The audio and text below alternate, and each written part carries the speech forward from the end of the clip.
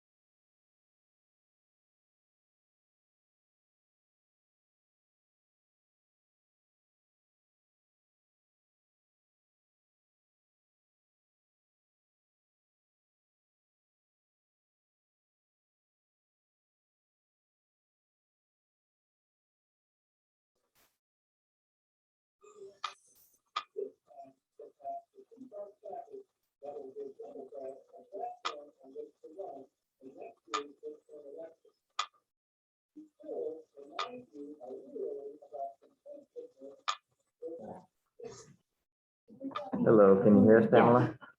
Yes. All right, we can't hear you, so let me see what I can do about that.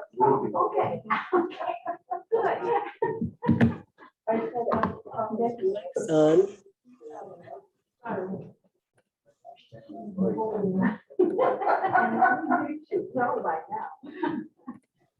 Only when necessary. Yeah, that's right. That's right. Can you hear me now? It's a package. Okay. Just what? That's your time. Wow. Then Then son. Liam is 11. And he. All right, can you speak again, Pamela? Can you hear me? We're not here. Oh, I'm hearing him. Let's see. How about now? Can you hear us now? I can hear you. My microphone shows it's working, but All right, I can hear you now, okay. but I just unplugged from our display. So let me see if I can plug it back in and see if we can hear you.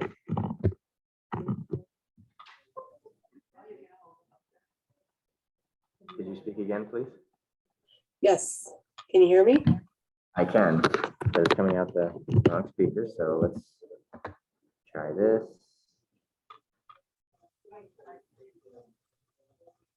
This is why it's just easier in front with paper and pencil.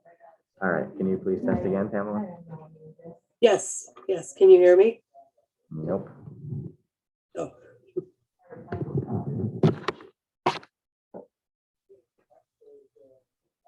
Okay, how about now? can you hear me now? Yes, I can. Okay, I'm gonna plug in some different speakers.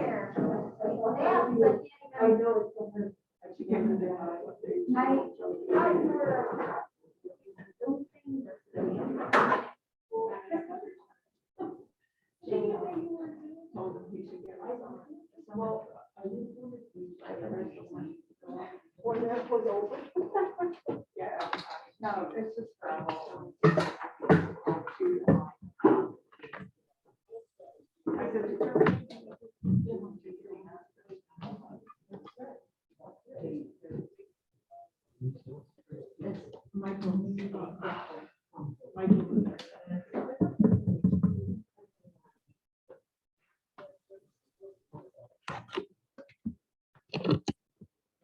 Okay, Pamela, would you please test again for us? Sure. Can you hear me? Yes, we can. Keep talking, please. Test, test, test. Test, test, test. All right. Everyone in the room, is that good audio? Pamela, can you keep testing, please? Test, test, test. Everyone here in the back? All right, thank you. Okay, we're pretty much going to be muted here unless you bring a question to the crowd, and then we'll relay any questions to you, Pamela. So, I don't know, Chris, you want to give any other instructions? And a few more folks that are supposed to be coming.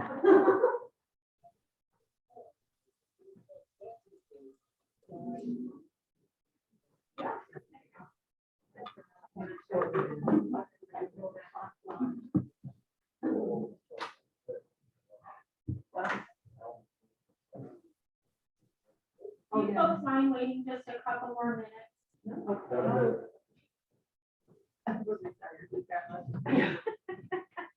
Oh, I do that all the time. I'm really busy doing nothing. I may still have packed work tomorrow. Is not coming. Yeah. Yeah. Liz, Virginia. How are you? Very good. How are you? I'm good. She can hear us. Right now, we are having, but when she gets going, we should We'll do just ourselves. start it up. Okay. Hi, Pam. Hi. I'm Chris. Hi, Chris. We've Nice to meet you. You can't see me, can you? No. Okay, that's good. It's not a pretty sight today. Okay, we have 10 folks here, waiting for a couple more, who pre-registered. So we'll give them just a few more minutes and see if they show up, and then we'll get started. Okay. Okay? Thank you.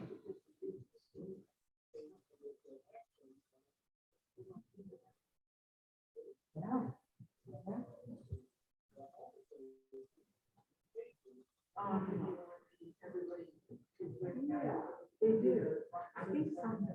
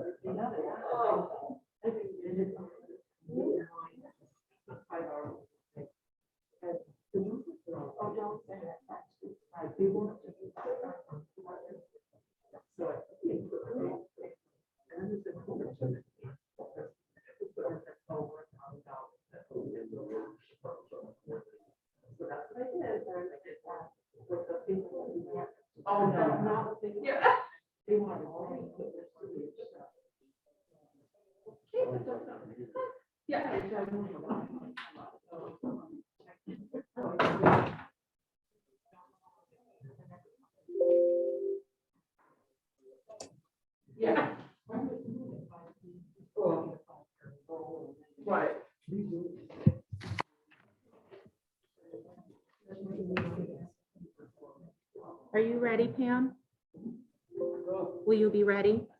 Sure, yes. Okay, all right. Good morning, everyone. Smaller crowd than we anticipated, but that's okay. One person that we can help with protecting themselves and their being is worth it. So, as you probably have surmised, we are recording this.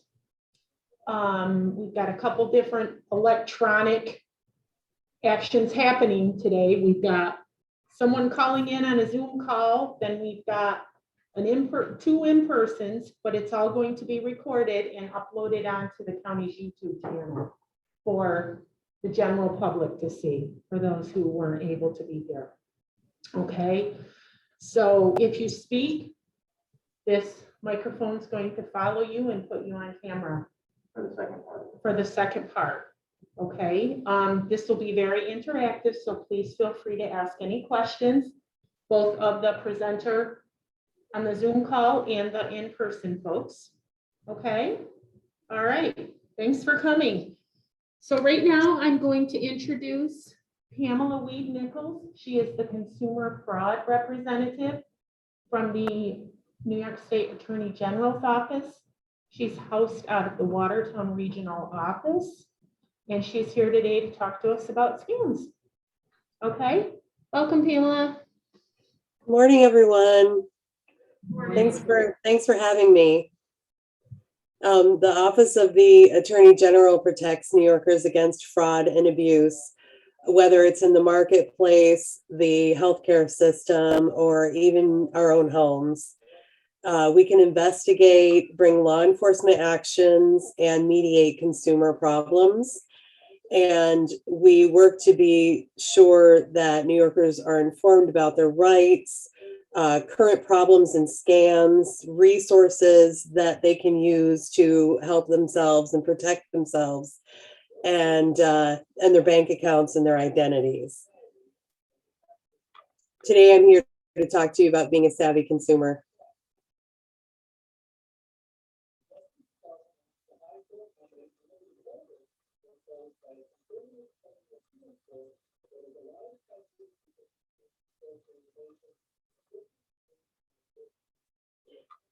You're muted. I can't hear anything.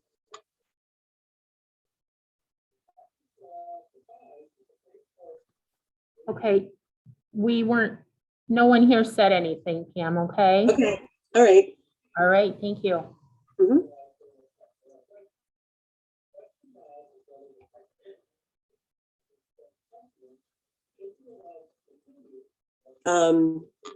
Does anyone have any questions to start off on? I have some information that I can present, and I also can speak on the most recent scams that have been reported to myself.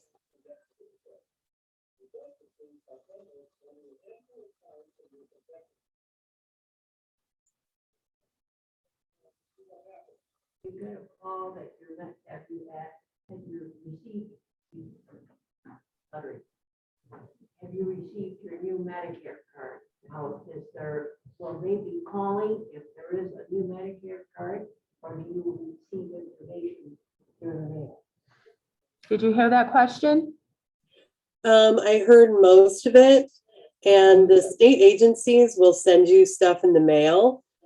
They don't typically call your home out of the blue to ask you for information or anything like that.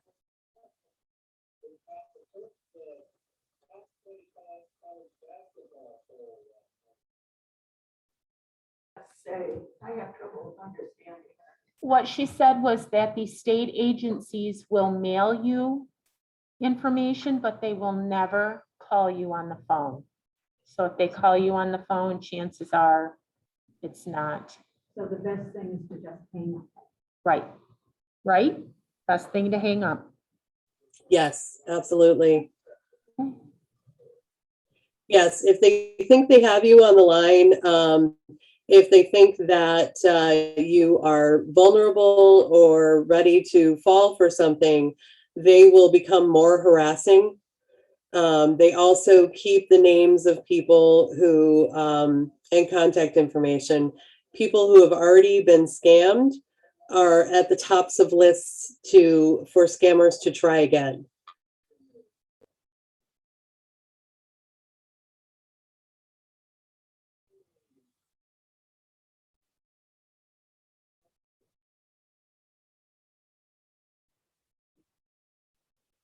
So, Okay. No other questions at this time. okay, so I will go on with some information if that's okay. Perfect. Okay. Seniors are often targets for financial exploitation, identity theft, telemarketing and sweepstakes frauds, and home improvement ripoffs. Our increasing reliance on the internet for shopping, news, financial dealings means we have to constantly be on the alert for online scams. There are older Americans are so often a target because they often have a nest egg. They own their homes. Sometimes they have available money that is a primary target.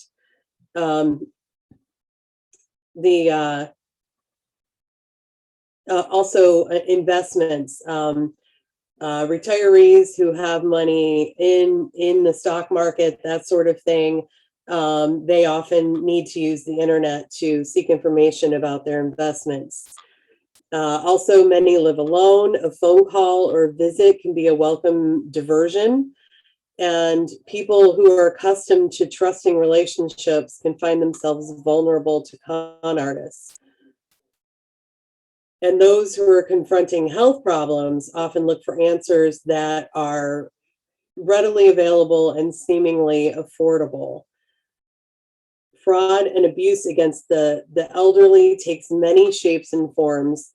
The perpetrators can be strangers, friends and family. You think you won't be a victim, but statistically, you're vulnerable. $2.9 billion when this information was put together, so it's probably more now. The annual financial loss by victims of elder financial abuse. That's increased by 12% over the past 5 years. The percentage of fraud perpetrated by strangers is 51%. 34% is people that you know. If you're a woman, you're twice as likely to be victimized. Most victims are between the ages of 80 and 90 and live alone. And most perpetrators are male between the ages of 30 and 59. Here in New York, a recent study found that 14% of older New Yorkers say they have experienced an elder abuse event, most commonly financial fraud. And an important number to remember, only 1 in about 25 instances of elder abuse is ever reported. So reporting is incredibly important for the agencies that oversee these things to be able to do anything about the scams and to know what's actually going on out there. So report crimes. A lot of victims don't report because they're embarrassed. They don't want friends or loved ones to think they can't handle their finances or any other part of their lives. But you stop criminals by reporting them. It puts you back in control and keeps you and others safe. Fraud and abuse has many faces, but most have roots in the basic scam or con. Whether it happens over the phone, the internet, in your home, whether it's fraud, a scam, or abuse, they all have similar components. The first element is a distracting hook. There's always something to get your attention, to appeal to you in a way that causes you to pay less attention to the details. The chances are that the hook will be one of the following: money or greed. Finish this sentence for me. If it seems too good to be true,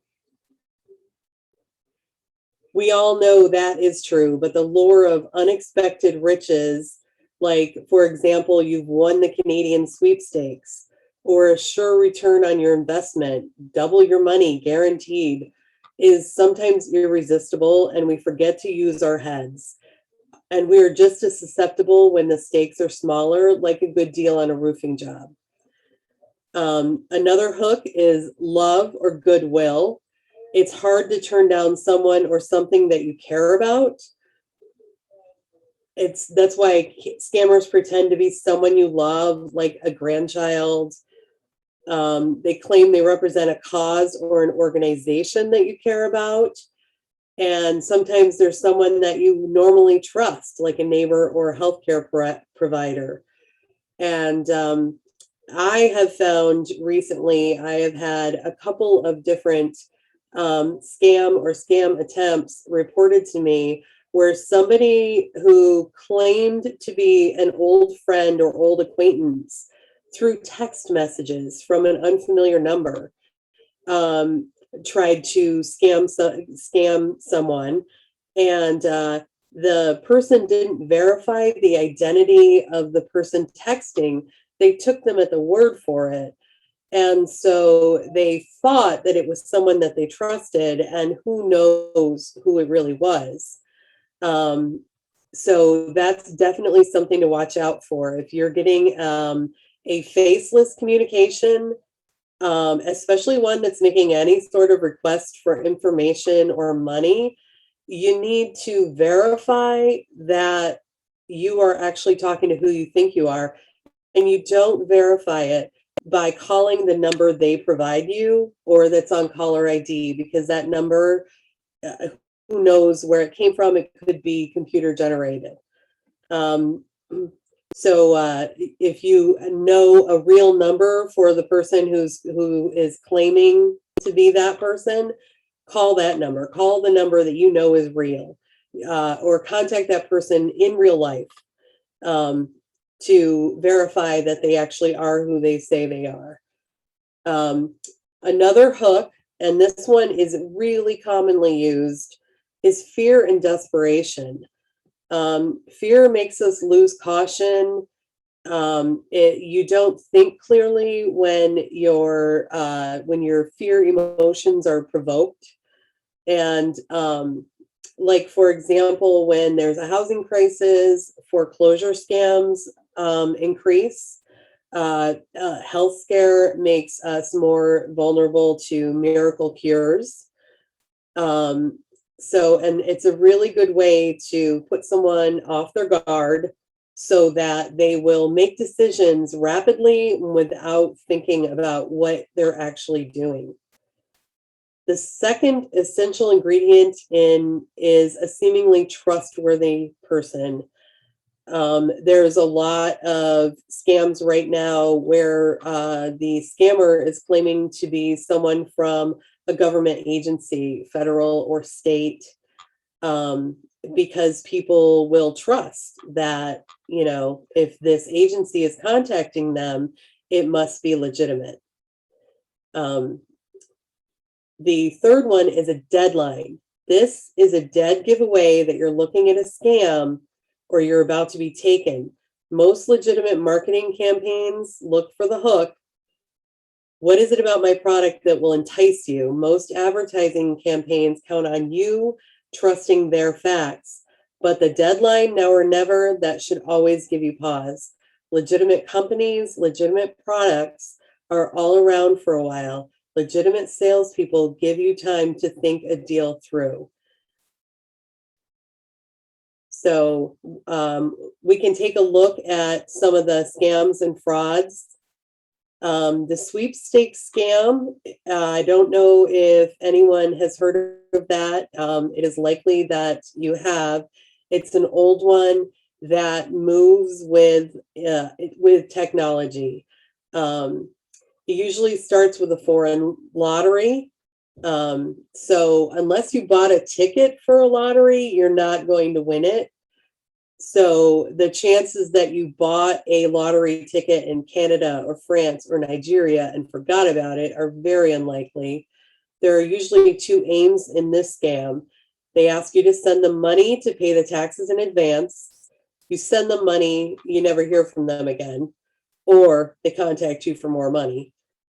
And number two, they ask you for your banking information in order to direct deposit your winnings. That is just to get your bank information so they can clean out your account. Sometimes they ask you to wire money. Never wire money to someone that you do not know. This happens in other scams also. Mail-based scams often include a check that they ask you to deposit in your account. Then they direct you to send money in advance for taxes or handling or whatever charge they make up. And now they not only have your money, they have your banking information, and the bank is going to hold you accountable for the amount of the check, the fake check.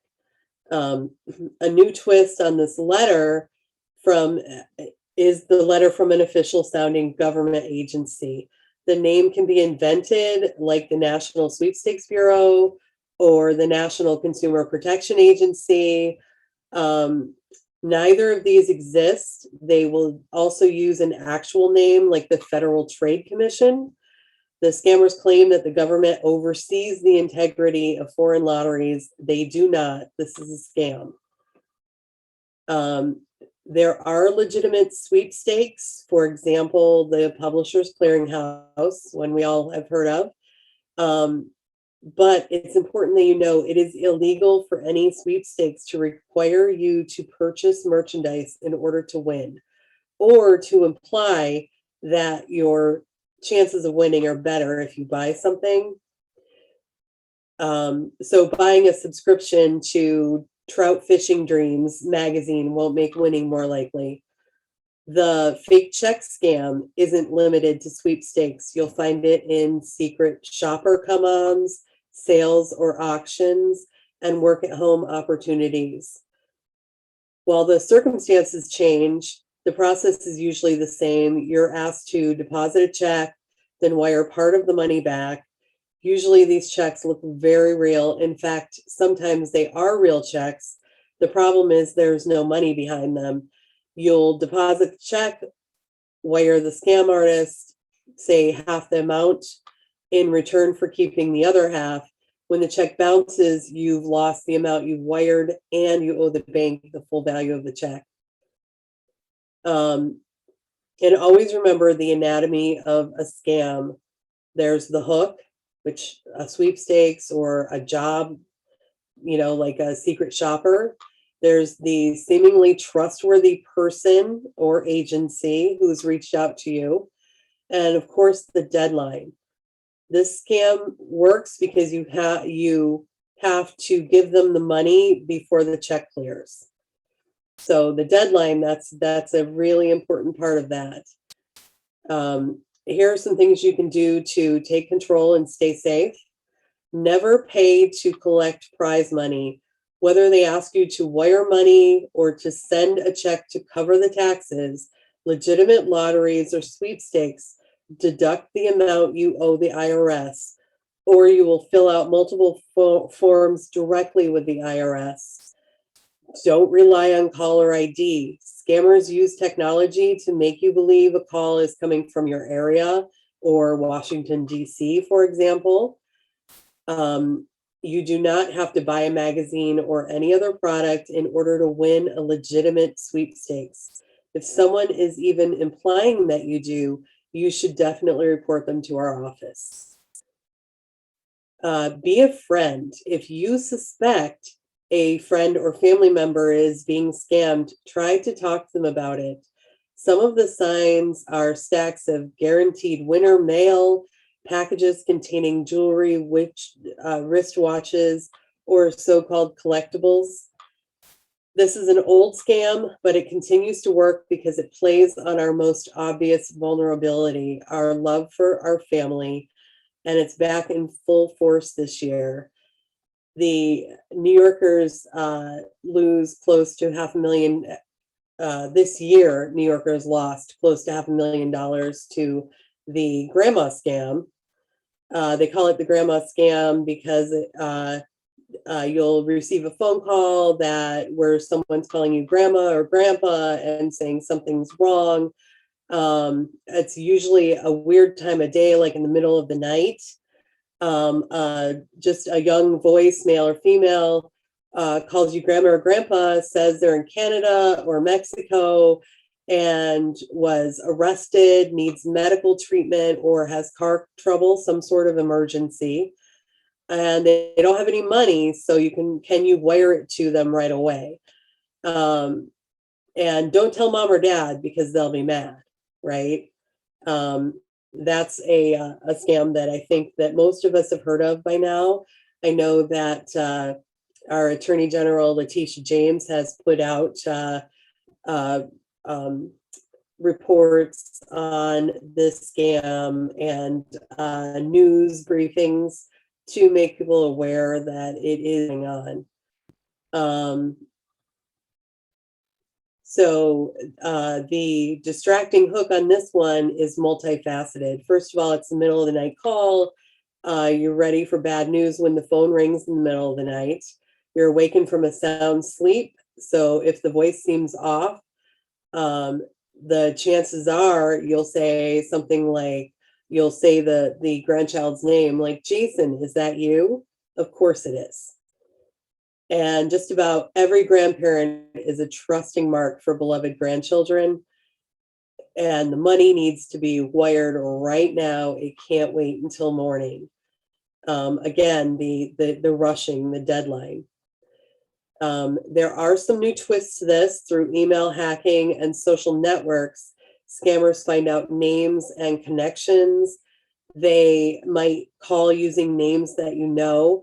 They might calling you a nickname that your family uses for you because they saw it on a post on someone's social media newsfeed.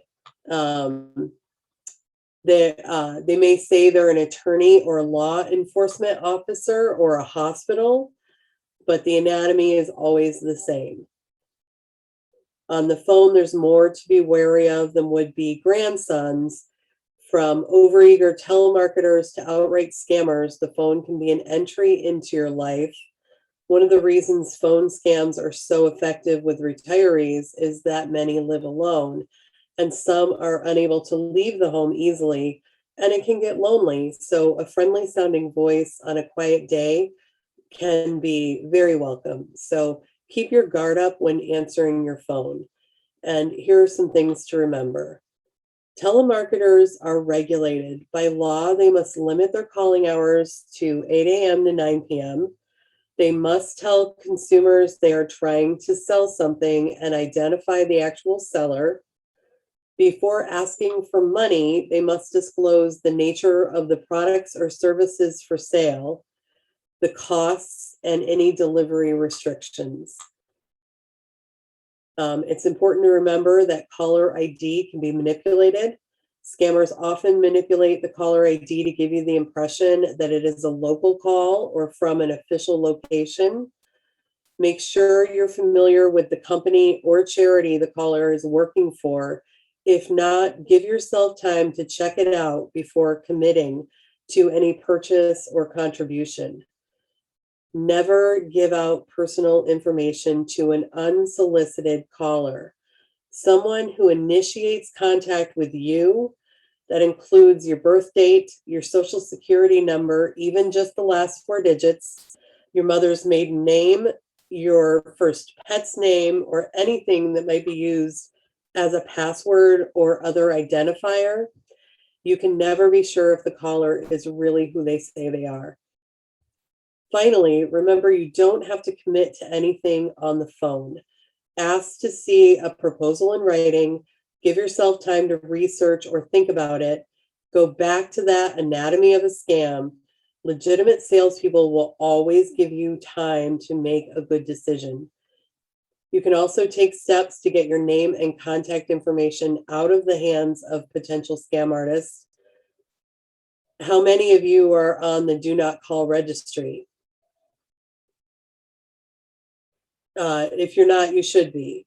That's through the Federal Trade Commission, the FTC. Individuals who don't want to receive telemarketing calls may register their home or cell phone numbers, and telemarketers may no longer call them. It won't stop all calls.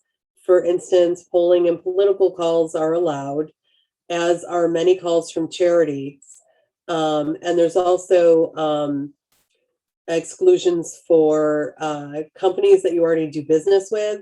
Their subsidiaries are often allowed to call you through your contact through that company. So in addition to the Do Not Call Registry, consider registering with Opt-out, which takes your name off of credit card and insurance offers. Another site that limits direct mail is DMA Choice. That site will take you off lists for catalogs and many other mail solicitations. There is more information about all these sites in the Smart Seniors booklet, which is available through our office. You can call and request information from us, and I will make sure that you get the information that you need. Does Do you have anybody a any- telephone? I'm sorry, do you have a telephone number for your office, Pam? Yes, I actually have a work cell phone number, which is the number that, because I do work remotely part of the time, my work cell phone number is 315-748-1076. And that goes directly to me. So you can leave me a voicemail if I don't answer, and I will get back to you, or you can talk to me personally. And I will provide whatever information or help that I can. And the Attorney General's website has also got a lot of resources for consumers on a lot of different subject matters. So that's always a good place to go and explore and see what they have, because it's very dense. There is a lot of information available there. Any more questions?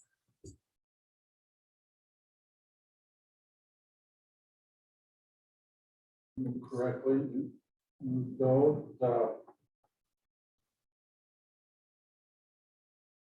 charitable organizations, I've kept off of Do Not Call them. Is that true? My wife, we receive an awful lot of requests for charitable organizations, to the point where, yeah, just like the police association, state or local, whatever. We have a rule at home that we don't contribute over the phone. And I will tell them that. Liz and I will give only one organization that we trust is Food for the Poor. Their administrative costs range 5, 6, 7%, which is amazing. Some of the sound alike organizations, and there's many collecting cancer. They are not the American Cancer Society. They've changed their name just slightly, so you think you're giving to them. We protect ourselves by just saying no. That is a good policy. If you are unsure about a charitable organization, you can do some research, or you can just go directly to organizations that you know are legitimate, that you're familiar with, and give to them. Okay.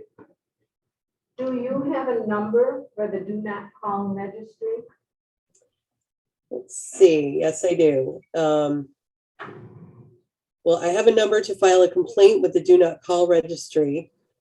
The registry itself is available at donotcall.gov. And you can sign up your phone number, your house phone number, your cell phone number.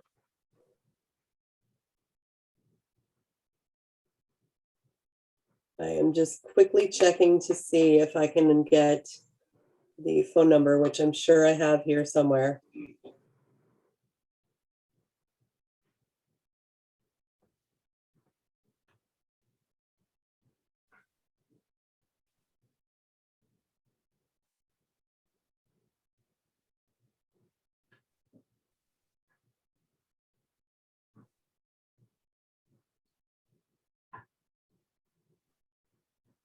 I have a question.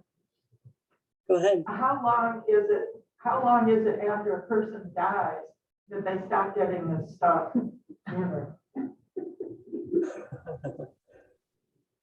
I'm sorry, I don't have an answer for that. I really have no idea. You stumped me with that one. Some of it I returned saying her new address is the Lowville Rural Cemetery.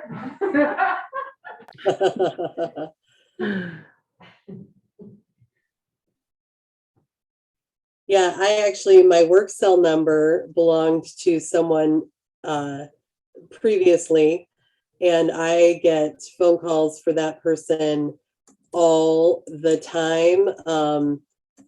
Advertising, bill collectors, just all sorts of different unwanted phone calls. I put it on the Do Not Call Registry.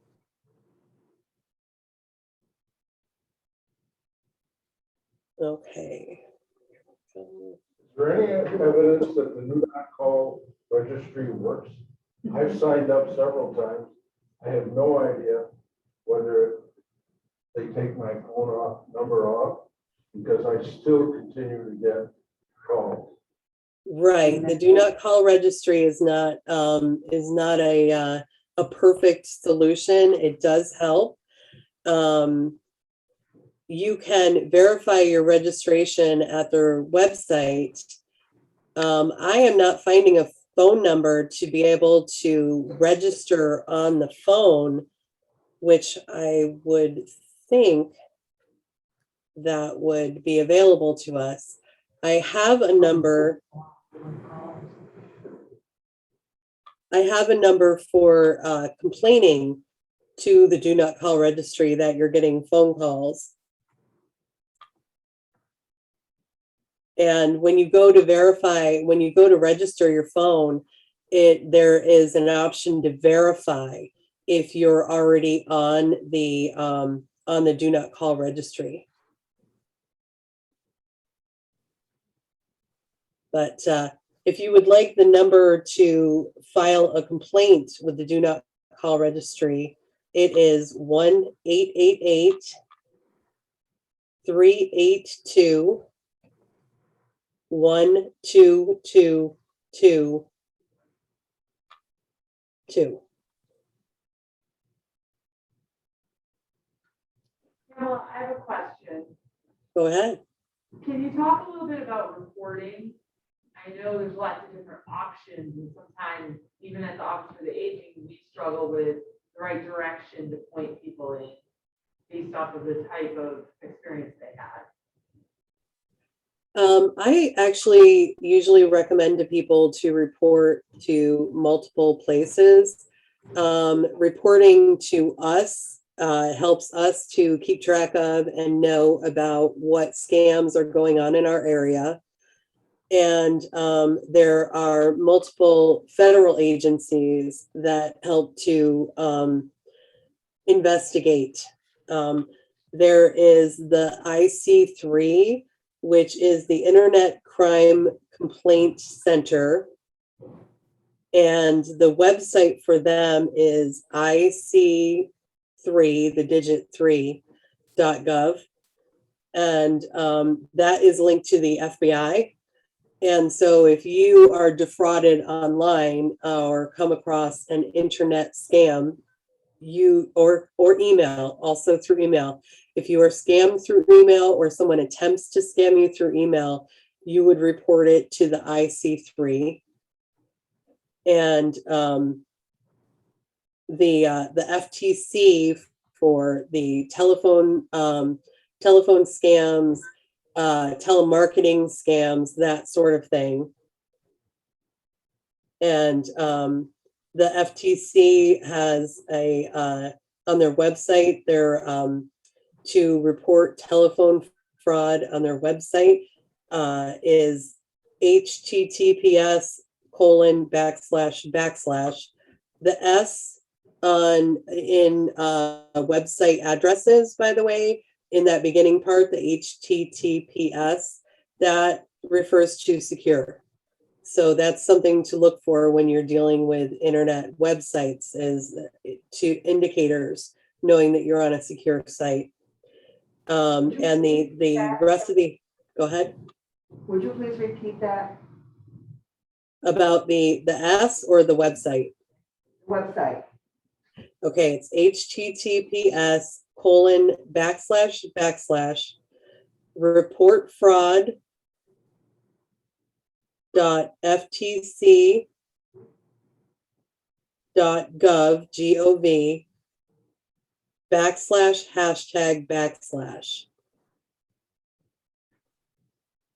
And if you just go to the FTC's website, you also could find this particular page on their website.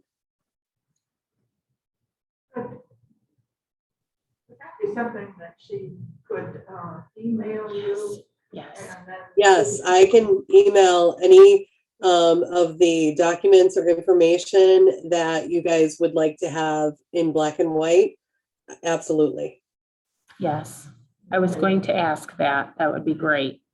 Just because email it's it to hard me. know when I'm actually hearing what you're saying, Mhm. or if some of the letters I write down are different from what you said. Yep, nope, that would be perfect, Pam, if you can send it to me and then I'll distribute it. You bet, no problem. There's another thing to keep track of your credit report, which your credit report, it's not the same thing as your credit score. A lot of people confuse the two. Your credit report is an accounting of all of your accounts that you have for credit cards, utilities, different bills that you pay, loans, all of that. And it has an accounting of your pattern of paying your bills, like if you're late a lot or anything like that. You get everybody gets free credit reports every year.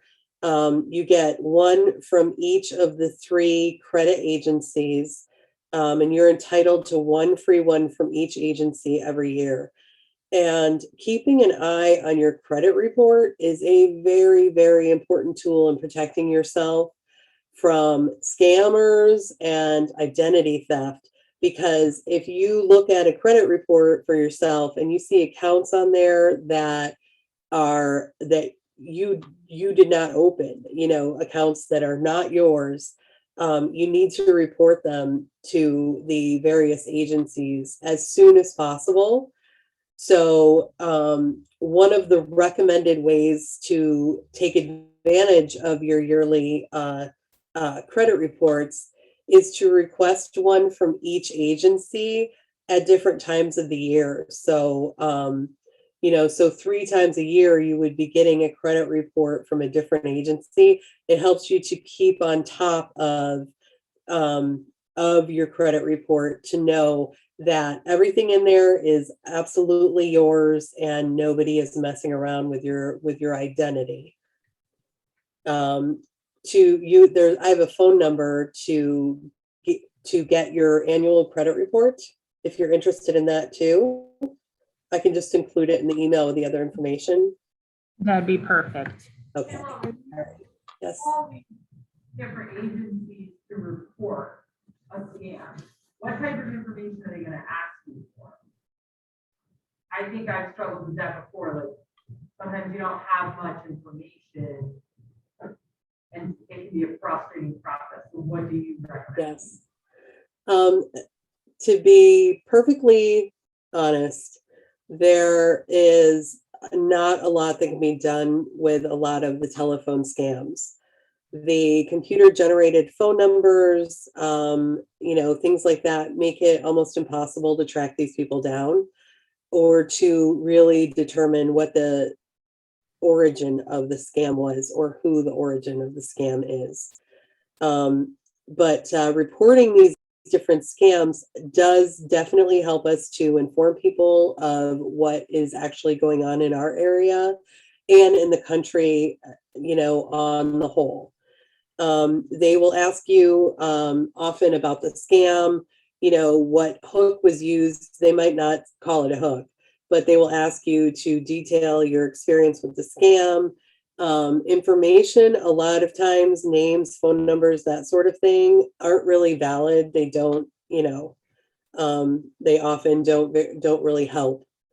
But depending on which agency, they might ask for slightly different information.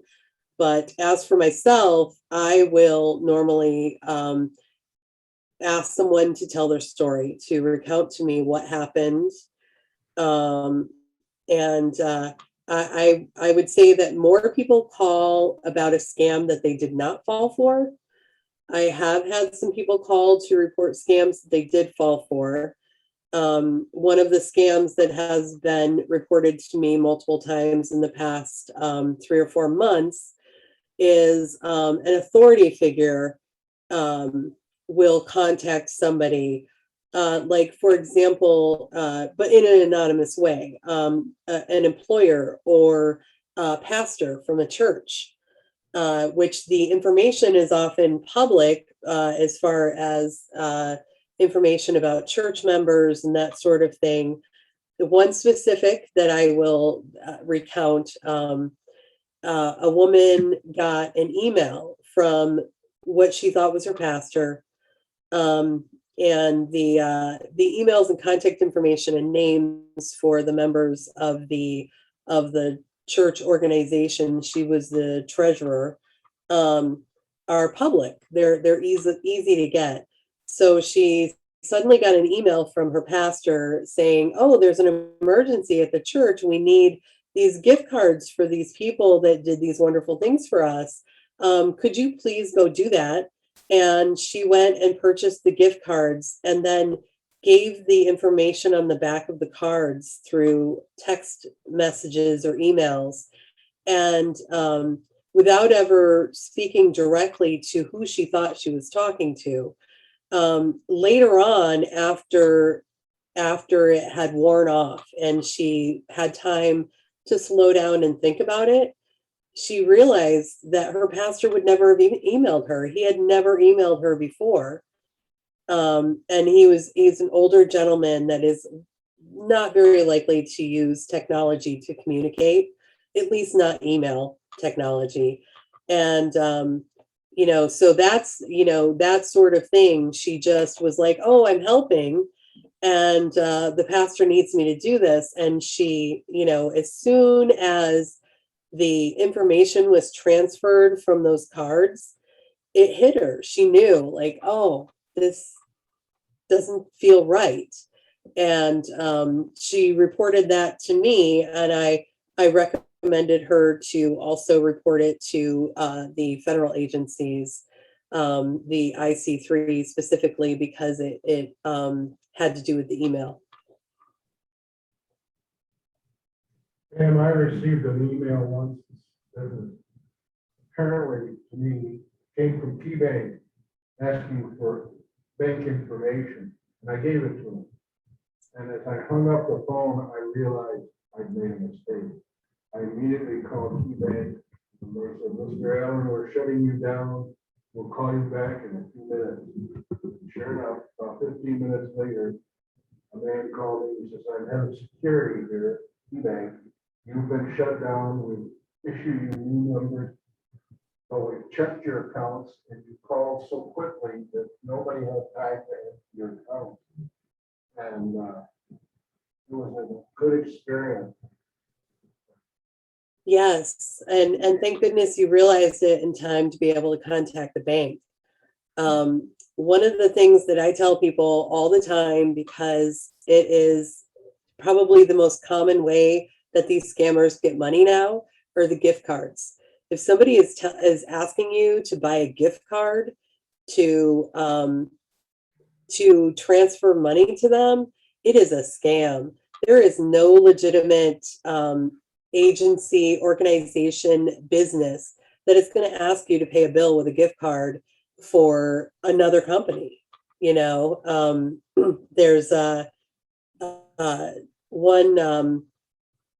one issue that I've been dealing with where somebody thought they were calling the helpline for a particular company, and they ended up getting scammed out of $600 by the person that answered the phone, that they assumed was an employee of the company, and said, "Oh, there's this problem with your account, but we need to put money into your account in order to resolve the problem." And they told them, "Oh, we do business also with this other company. So if you get one of their gift cards from the store and give us that information, we can put that money into your account and then we can resolve your problem." And they had her go back to the store 3 or 4 different times. By the time she was done, it was at $600 that they had taken from her.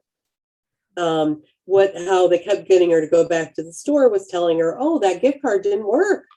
It's so weird. How does that even happen?" And she just, going along the whole time, not stopping to think. They kept her off balance.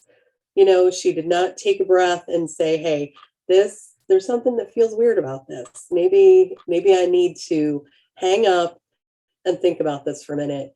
And so yeah, it's incredible how they just are so talented with these maneuvers to get people off balance and not thinking. I had a call, a young boy, he said, "Grandma, I'm really in bad trouble, and I was like, well, and I said, really, I have a lot of bad signs. What's your name? And he came up with the name, and I did not have any grandson for that name. Bad. Well, thank you, Pamela, for your information. I look forward to receiving what you've presented, and I will make sure that the folks here in attendance get it. Appreciate it. Thank you Thank so you. much. Thank you for having me. All right. Thank you and take care. You too. Bye-bye. Bye.